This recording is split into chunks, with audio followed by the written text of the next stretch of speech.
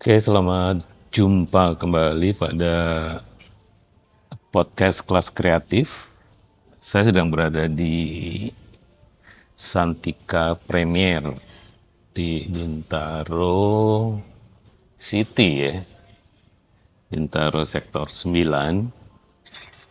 Sudah hampir 10 hari, ya besok 10 hari. Nah, di sini saya berbagi pengetahuan tentang bagaimana cara menjadi pelatih, khususnya pelatih tentang kota kelanjutan. Jadi di sini sudah batch yang ke-8, ini batch yang terakhir. Training ini sudah berlangsung 4 tahun dan setiap tahun ada 2 angkatan. Para peserta umumnya staf dan pimpinan di Bappenas dan juga pimpinan di Bapeda atau PUPR di hampir kurang lebih sekitar ada 20 kota. Nah, tujuan dari pelatihan ini adalah memperkenalkan framework ya, semacam kerangka cara membangun dan mengelola kota berkelanjutan. Nah, ini akan menjadi agenda besar ke depan bahwa setiap kota seharusnya memang memiliki rencana pengelolaan kota berkelanjutan. Nah, mereka ada 6 kerangka ya. 6 kerangka ini yang kemudian harus dilatihkan kepada banyak kota. Jadi selain dari kegiatan di Bapeda dan juga di dinas-dinas yang berkaitan dengan infrastruktur dan tata kelola, itu juga beberapa dari perguruan tinggi. Saya ingat ada sekitar 10 perguruan tinggi yang terlibat di dalam inisiatif ini. Nah, saya tidak akan mengupas tentang konsep kota yang berkelanjutan, tetapi bagaimana sebenarnya cara melatih gagasan kota berkelanjutan ini agar tidak terlihat seperti gaya orang mengajar di kampus. Nah, di sini sebenarnya yang kita perkenalkan adalah gagasan tentang andragogi. Pasti ini konsep lama ya, tapi berulang kali kalau kita berhubungan dengan lembaga pendidikan atau pelatihan di pemerintah, jarang sekali yang sebenarnya mencoba bersungguh-sungguh melakukan apa yang disebut dengan andragogi. Nah, gagasan andragogi sebenarnya adalah gagasan tentang bahwa setiap orang dewasa itu sudah memiliki pengalaman dan pengetahuan seumur hidupnya. Jadi seusianya berapa ya dia punya pengalaman yang seperti itu. Nah, yang kedua bahwa orang dewasa itu sangat khawatir ya. Jadi khawatir kalau jangan-jangan tidak mampu memenuhi apa yang menjadi tuntutan dari organisasinya. Nah, kemudian yang ketiga, orang dewasa sebenarnya belajar tentang apapun sesuai dengan apa yang menjadi ketertarikannya ya. Terutama kaitannya dengan pekerjaan. Jadi kalau 3 hal ini tidak dipenuhi, maka orang dewasa kadang mengundurkan diri dari proses belajar. Jadi orangnya bisa hadir tapi juga tubuh dan pikirannya sebenarnya entah ada di mana. Oleh karena itu, saya dan tim sebenarnya memperkenalkan apa yang disebut dengan active learning.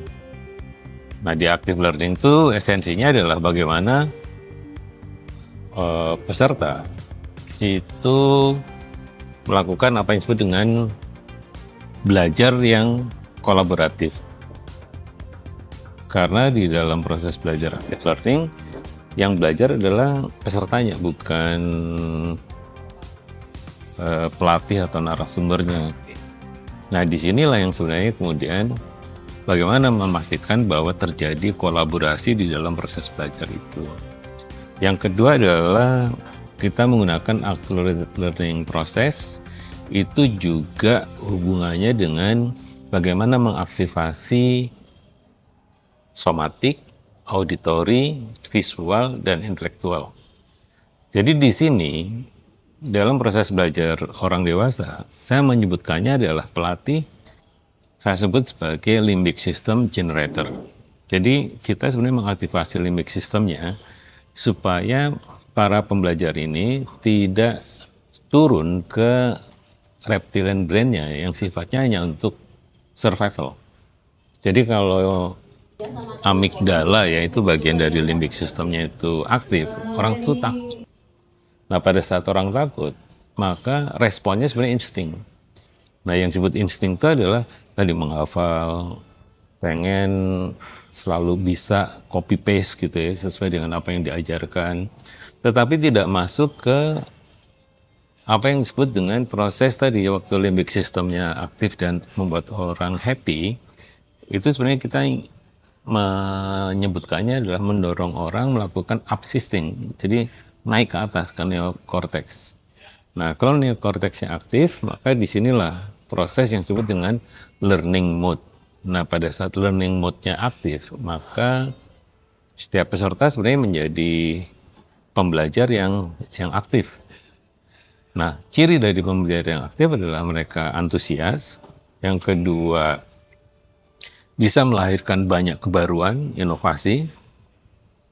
Dan yang ketiga sebenarnya selalu semacam nothing impossible. Jadi tidak ada yang tidak mungkin. Mereka akan sangat bergembira dan belajar bersama, menemukan hal-hal baru dan melahirkan sesuatu yang mungkin tidak terfikirkan.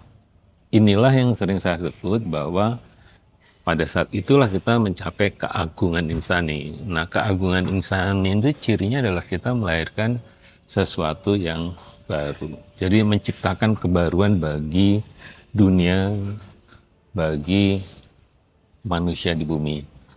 Karena itulah kita memperkenalkan tadi active learning, kemudian accelerated learning process, kemudian vibrant facilitation, dan yang terakhir adalah adaptive facilitation, yaitu untuk membantu bahwa proses belajar bagi setiap manusia itu kompleks, sehingga pelatih itu seharusnya menyediakan ruang yang nyaman agar semua peserta bisa mencapai full of energinya dan pada gilirannya mencapai apa yang kami sebut sebagai antusiasme untuk belajar.